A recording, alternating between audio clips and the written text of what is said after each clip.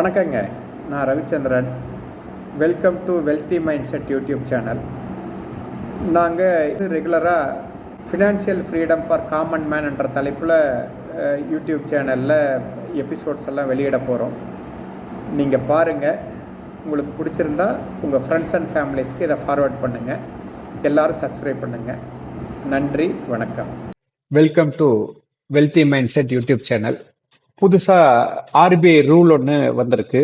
அதாவது இந்த அக்டோபர் மாதம் தான் இந்த ரூலை கொண்டு வந்தாங்க. என்னன்னு பார்த்தீங்கன்னா, நீங்கள் வச்சிருக்கிற ஈக்விட்டிஸு, மியூச்சுவல் ஃபண்ட் இதுக்கு அகைன்ஸ்டாக RBI or through any other bank வந்து பார்த்தீங்கன்னா அதை பிளட்ஜ் பண்ணிட்டு உங்களால் லோன் வாங்க முடியும். இந்த லோனை வச்சு நீங்கள் ஃபர்தராக டெரிவேட்டிவ்ஸ்லேயோ இல்லை ஈக்விட்டிஸ்லேயோ இல்லை ஐபிஓலையோ நீங்கள் இன்வெஸ்ட் பண்ணலாம். இதுக்கு இன்ட்ரெஸ்ட் வந்து சார்ஜ் பண்ணுவாங்க. அது என்னென்ன விகிதங்கள், அது எப்படி ஒர்க் ஆகுதுன்றத நாம் இதை பார்க்க போகிறோம். இந்த அவேர்னஸ் நிறைய வியூவர்ஸுக்கு இருக்காதுன்னு சொல்லி நான் நம்புகிறேன். அதனால் இந்த பதிவு உண்மையாலுமே உங்களுக்கு ஒரு பலனுள்ளதாக இருக்கும்னு நான் நம்புகிறேன். இதை பற்றி முழுசாக தெரிஞ்சுக்குவோம் வாங்க. ஆர்பிஐ நம்ம இந்தியாவில் இருக்கிற எல்லா வங்கிகளையும் மற்றும் என்பிஎஃப்சிகளையும் வழி நடத்துது. ஆர்பிஐயோட ரூல்ஸ் படி தான் பேங்குங்களும் என்பிஎஃப்சியும் இந்தியாவில் பணத்தை மக்களுக்கு கடனாக கொடுக்குறாங்க. மேலும் அவங்க முதலீட்டுக்கும் கடன் வாங்குறாங்க மக்கள்கிட்ட இருந்து. இது ஆர்பிஐ ரூல்ஸ் படி பேங்க்கு அண்ட் என்பிஎஃப்சி இது ரெண்டு பேரும் ஈக்விட்டி பர்ச்சேஸு ஆர் ஈக்விட்டி பர்ச்சேசஸ்க்கு லோன் கொடுக்குறாங்க அல்லது ஷேர்ஸுக்கு அகேன்ஸ்டாக லோன் கொடுக்குறாங்க. ஸோ பங்குகள் வாங்குவதற்காகவோ அல்லது பங்குகளை அடமானம் வைத்து கடன் வாங்குவதற்கோ ஆர்பிஐ ஒரு ரூல்ஸு கொண்டு வந்திருக்காங்க. இந்த ரூல்ஸோட முக்கியத்துவம் என்ன அப்படின்னா, மார்க்கெட்டில் அதிக ஆபத்து இருக்கிறத தவிர்க்கிறதுக்கும் சந்தை நிலைத்தன்மையை பராமரிக்கிறதுக்கும் மேலும் முதலீட்டாளர்களை பாதுகாக்கிறதுக்கு தான் இந்த ரூல்ஸ் எல்லாம் கொண்டு வர்றாங்க. இல்லாட்டா மக்கள், சிறிய முதலீட்டாளர்கள் நிறைய பாதிக்கப்படுவாங்க. அதனால அவங்க வச்சிருக்கிற வேல்யூக்கு தகுந்தபடி தான் அவர் பெரிய முதலீட்டாரா இல்லை சிறிய முதலீட்டாளரா அப்படின்னு முடிவு பண்ண முடியும். அதுக்கு தகுந்த மாதிரி ரூல்ஸு மாறிக்கிட்டே இருக்கும். லோன் அகைன்ஸ்ட் ஷேர், எல்ஏஎஸ், பங்குகளை அடமானம் வைத்து கடன். என்பிஎஸ்சிகளுக்கு வந்து பார்த்தீங்கன்னா இந்த லோன் அகைன்ஸ்ட், அதாவது லோன் டு வேல்யூ 50% தான் கொடுக்க முடியும். அதே மாதிரி இண்டிவிஜுவல்ஸு பார்த்தீங்கன்னா 10 லட்சம் வரைக்கும் ஃபிசிக்கல் ஷேர்ஸ் இருந்தால் பிளட்ஜ் பண்ணிட்டு வாங்கலாம். இல்லை டிமேட் அக்கௌண்ட்டை வந்து நீங்கள் பிளட்ஜ் பண்ணி வாங்கினீங்கன்னாக்கா 20 லட்சம் வரைக்கும் லோன் கொடுக்கலாம். ஸோ இதுலேருந்து என்ன தெரியுதுன்னா, என்பிஎஃப்சிங்க வந்து அவங்க வச்சிருக்கிற லோன் வேல்யூக்கு பார்த்தீங்கன்னா, அதாவது அவங்க மியூச்சுவல் ஃபண்டோ இல்லை ஷேர்ஸோ ஏதாவது வச்சுருந்தாங்கன்னா அதுக்கு அகேன்ஸ்டாக 50% லோன் கொடுக்க முடியும். இண்டிவிஜுவல்ஸுக்கு ஃபிசிக்கல் ஷேர்ஸ்னா 10 லட்சம் வந்து லோன் வாங்க முடியும். டிமேட் அக்கௌண்ட்ல இருக்கிறதுக்கு 20 லட்சம் வரைக்கும் லோனு வாங்க முடியும். இதுக்கு தகுதியான பங்குகள்னாக்கா only high liquid A group shares தான் வாங்குவாங்க. இப்போ நீங்கள் டி குரூப் ஷேரு வாங்க மாட்டாங்க. ஜெட் குரூப் இதெல்லாம் நீங்கள் அந்த பேப்பரை வந்து ஓப்பன் பண்ணி பார்த்தீங்கன்னாக்கா பிஸ்னஸ் டைம்ஸ் இந்த மாதிரி, பிஸ்னஸ் லைன்ஸ் இந்த மாதிரி பேப்பர்லலாம் வந்து உங்களால் பார்க்க முடியும். அதனால் எப்பயுமே நீங்கள் வந்து லார்ஜ் கேப்பு நிஃப்டி 50க்குள்ளார இருக்கிற ஷேரோ நிஃப்டி 100க்குள்ளார இருக்கிற ஷேரோ நீங்கள் வாங்கினீங்கன்னாக்கா அதை பிளட்ஜ் பண்ணி உங்களால் 10 லட்சத்திலிருந்து 20 லட்சம் வரைக்கும் கடன் வாங்க முடியுன்றதை நீங்கள் புரிஞ்சுக்கங்க. இது வந்து கொலேட்ரல் லோன். நீங்கள் அங்கே பிளட்ஜ் பண்ணிட்டீங்கன்னா அந்த ஷேரை ட்ரேட் பண்ணவோ இல்லை விற்கவோ முடியாதுன்றதை புரிஞ்சுக்கங்க. ஹை லிக்விட் ஷேரை மட்டும்தான் eligible shares. Financing equity acquisition, இது எதுக்குன்னா, இந்த லோன் கொடுக்கறது நீங்கள் புதுசாக பங்குகளை வாங்குறதுக்கோ இல்லை டெரிவேட்டிவ்ஸ்லையோ இல்லை வந்து எஃப்என்டோலையோ வந்து பங்கு பெறத்துக்கோ இல்லை ஐபிஓ உள்ள அப்ளை பண்ணுறதுக்கோ நீங்கள் இதை வந்து யூஸ் பண்ணிக்கலாம்.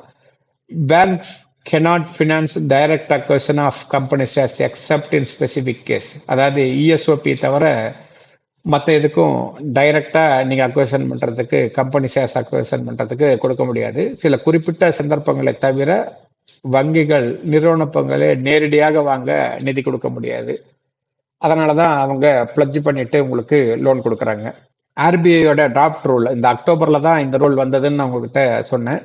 இது வந்து கேபினெட்ல அப்ரூவ் ஆயிடுச்சு. பேங்க்ஸ் டைரக்ட் மார்க்கெட் எக்ஸ்போசர் வந்து பார்த்தீங்கன்னா 20% குறைவாக தான் டயர் 1 கேபிட்டல்ல இருக்க முடியும். Total exposure direct plus indirect வந்து 40% குறைவாக தான் இருக்கும். அதாவது வங்கிகளின் நேரடி மூலதன சந்தை வெளியீடு டயர் 1 மூலதனத்தில் 20% வரைக்கும் இருக்கலாம். மொத்த வெளியீடு பார்த்தீங்கன்னா மொத்த எக்ஸ்போசர் டைரக்ட் பிளஸ் இன்டைரக்ட்ல 40%க்கு கீழே தான் இருக்கணும். இதுதான் ஆர்பிஐயோட rule for banks. NBFC and AIF அதாவது நான் பேங்கிங் ஃபினான்சியல் கம்பெனி அப்புறம் ஆல்டர்னேட் இன்வெஸ்ட்மெண்ட் ஃபண்ட் இதுக்குண்டான விதிமுறைகள் வந்து பார்த்தீங்கன்னா இன்வெஸ்ட்மெண்ட் இன் 1 ஏஐஎஃப் வந்து less than 10% corpus. Group exposure பார்த்தீங்கன்னா 15%. ஒரு ஏஐஎஃப்ல முதலீட்டில் 10% குறைவாக தான் அவங்க என்பிஎஃப்சி பண்ண முடியும். குரூப் எக்ஸ்போசர் வந்து பார்த்தீங்கன்னாக்கா டோட்டலாக உதாரணத்துக்கு ஹெச்டிஎஃப்சி, பஜாஜ் ஃபினான்ஸ் இந்த மாதிரி கம்பெனிஸ் எல்லாம் பார்த்தீங்கன்னா மொத்தமாகவே 15%க்கு மேலே அவங்க எக்ஸ்போசர் இதில் இருக்கக்கூடாது ஏஏஎஃப்ல அப்படின்றது தான் ரூல். இம்பேக்ட் ஆன் ரீட்டைலர்ஸ் அதாவது சாதாரண முதலீட்டுக்கு இதில் ஏற்படும் விளைவுகள் என்னன்னா easier risk control in equity fact loans.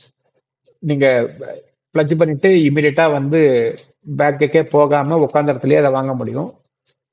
பாரோயர்ஸ் facing marginal call if share price falls. இதுல என்னன்னா நீங்க பிளட்ஜ் பண்றப்ப 100 ரூபா இருக்கிற ஷேர் வேல்யூ அப்புறம் ஒரு 20% 30% இறங்கிடுச்சுனாக்கா, ஏன்னா அவங்க 50% தான் கொடுத்துருப்பாங்க, அந்த 50% அப்படின்றத அவங்க கொடுத்த லோனுக்கு உண்டானதான் அவங்க மெயின்டைன் பண்ணி ஆகணும். அப்ப மார்ஜின் ப்ரெஷர் வர்றப்ப இவங்களா விற்கிறதுக்கும் வாய்ப்பு இருக்கு. அதனால இந்த லோன் வாங்குறதுல ரிஸ்க் இல்லைன்னு சொல்லி நினைக்காதீங்க. ஷேர் ஏறிட்டு இருக்கிற வரைக்கும் ஓகே, ஷேர் பிரைஸ் இறங்கிச்சுனாக்கா வங்கிகள் அந்த பங்கை விற்கிறதுக்கும் வாய்ப்பு இருக்கு. இல்லாட்டினா நீங்க பணத்தை இமீடியட்டா திருப்பி கட்ட வேண்டியிருக்கும். உதாரணத்துக்கு ஒரு 10 லட்சம் மதிப்புள்ள பங்குகளை அடமானம் வச்சு அதிகபட்சமா 5 லட்சம் வரை லோன் வந்து வாங்கலாம். இப்ப அந்த பங்குகளுடைய விலை குறைஞ்சதுனாக்கா கூடுதலா அடமானம் வைக்கணும், இல்லாட்டினாக்கா பணத்தை நீங்க திருப்பி கொடுக்கணும். 2 வாய்ப்பு தான் உங்களுக்கு இருக்கு. Risk and precaution. இதுல ரிஸ்க் என்னன்னு பாத்தீங்கன்னாக்கா market volatility can affect pledged shares. ரெண்டாவது, அதாவது சந்தை ஏற்றத்தாழ்வுகள் அடமான பங்குகளை பாதிக்கலாம். உங்கள் கடன் மற்றும் அடமான மதிப்பை தொடர்ந்து நீங்க வந்து கண்காணிச்சுட்டே இருக்கணும். இதுல டேக்அவேஸ்ன்னு பாத்தீங்கன்னா ஆர்பிஐ பாதுகாப்பான கடன் நடைமுறைகளை உறுதி செய்கிறது. எல்டிவி 50%க்கு குறைவாக வச்சிருங்க, அப்பதான் ஏற்ற இறக்கங்களை உங்களால சமாளிக்க முடியும். அதிக கடன் சுமையிலிருந்து தள்ளிடுங்க, ஓவர் லிவரேஜ் பண்ணாதீங்க, அப்புறம் இருக்கிற எல்லாமே போறதுக்கும் வாய்ப்பு இருக்கு. முடிவா என்ன சொல்றோம்னா, RBI 2025 updates strengthen risk management and safeguard retail investor. அதாவது இது ஆபத்து மேலாண்மையை வலுப்படுத்தி சிறு முதலீட்டாளர்களை பாதுகாக்கிறது. ஆர்பிஐன்றதே பார்த்தீங்கன்னா சிறு முதலீட்டாளர்களை பாதுகாக்கிறதுக்கு தான் நிறைய ரூல்ஸ் கொண்டு வந்துட்டே இருக்கிறாங்க. இந்த பிஎம்எஸ்ல எல்லாம் கூட பார்த்தீங்கன்னா முதல்ல 2 கோடி இருந்ததை இப்போ 50 லட்சம் ஆக்கியிருக்காங்க. ஏன்னா சிறு முதலீட்டாளர்கள் அதில் போய் மாட்டிக்க கூடாதுன்றது தான் ஆர்பிஐயோட மெயின் முடிவு. இந்த பதிவு உங்களுக்கு பிடிச்சிருக்குன்னு நினைக்கிறேன். இந்த தகவல்கள் உங்களுக்கு உபயோகமானதா இருக்கும்னு நம்புறேன். இது சம்பந்தமா எந்த கேள்வி இருந்தாலும் மற்றும் இன்வெஸ்ட்மெண்ட், இன்சூரன்ஸ் அண்டு லோன்ஸ் இது சம்பந்தப்பட்ட எந்த விதமான கேள்விகளுக்கும் நாங்க பதில் சொல்ல தயாரா இருக்கோம். நீங்க கீழ்கண்ட தொலைபேசி எண்களை எங்களை அணுகலாம். இந்த பதிவு உங்களுக்கு பிடிச்சிருந்தா லைக் பண்ணுங்க, ஷேர் பண்ணுங்க மற்றும் உங்களுடைய ஃப்ரெண்ட்ஸ் அண்ட் ஃபேமிலிஸை பார்க்க வற்புறுத்துங்க. நன்றி, வணக்கம்.